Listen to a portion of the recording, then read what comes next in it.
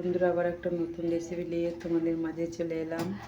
তো দেখতে পাচ্ছ এটা কড়াই, দেখো গরম মশলা দিয়ে দিলাম, দেখো তেজপাতা দিয়ে দিলাম, দেখো পেঁয়াজ দিয়ে দিলাম, সবকটা একসঙ্গে দিয়ে দিলাম।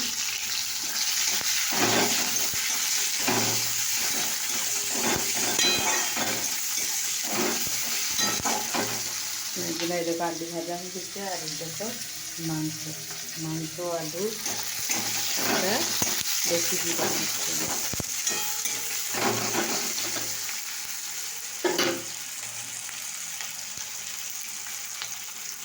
দেখতে পাচ্ছ তো দেখতে থাকো। তো আমি এবারে মাংসটা দিয়ে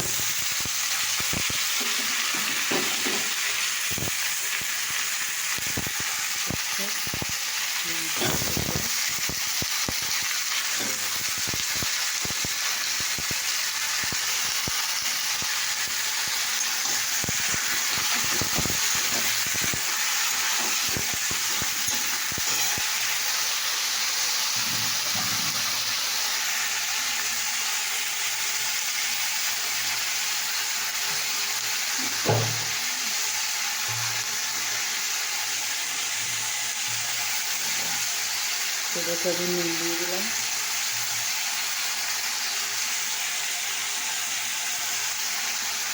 হলুদ দিয়ে দিলাম,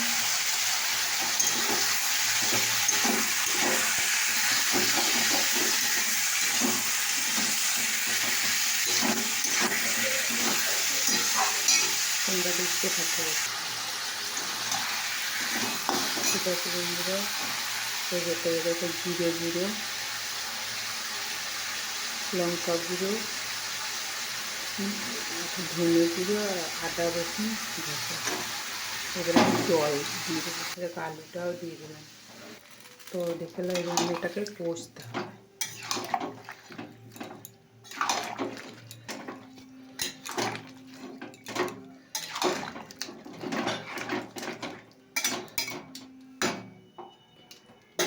আমি এখন